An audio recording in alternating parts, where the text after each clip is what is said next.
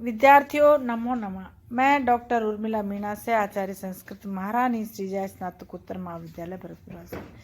यह वीडियो तृतीय वर्ष के विद्यार्थियों के लिए है।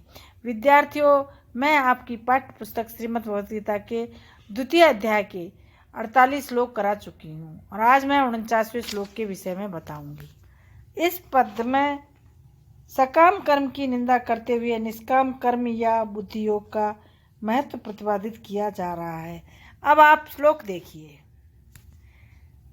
इस पद में दूरेण है वरम कर्म बुद्धि योगात धनंजय बुद्धो शरणम अन्विच्छय कृपणाम फल हेतु है। अब आप इसका अन्वय देखिए। धनंजय बुद्धि योगात कर्म दूरेण अवरम बुद्धो शरणम अन्विच्छय ही फल हेतु कृपणा।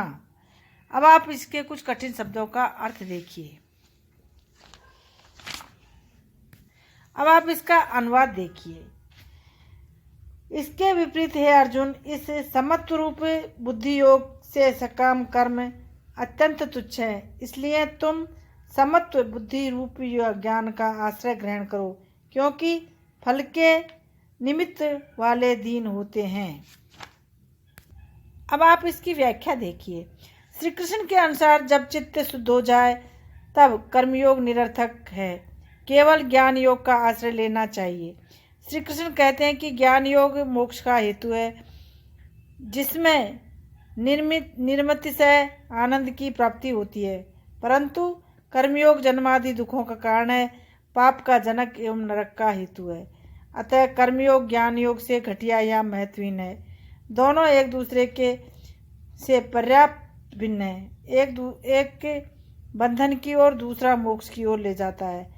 जो लोग नीच प्रकृति के हैं वे ही कर्म फल की इच्छा करते हैं। श्रुति कहती है जो श्रेय चाहते हैं वे मूर्ख हैं और पुनः जरा मृत्यु भाव प्राप्त करते हैं। अतः ज्ञान योग में मन को स्थिर करो।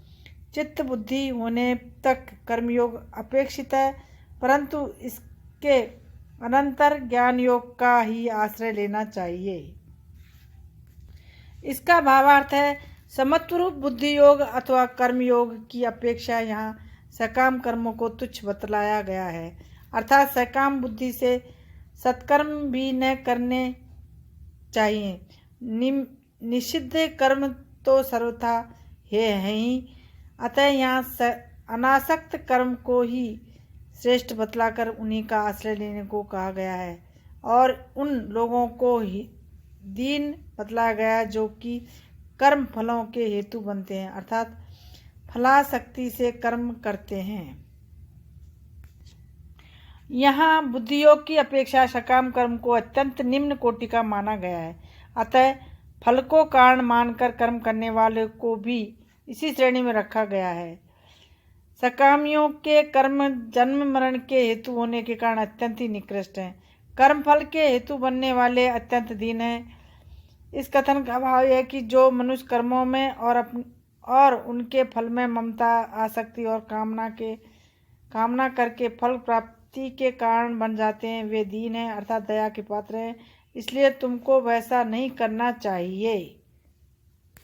टिप्पणी में देखिए। दूरेण है दूरम तृतीय एकवचन, न वरम इति अवरम, न तत्पुरुष समास।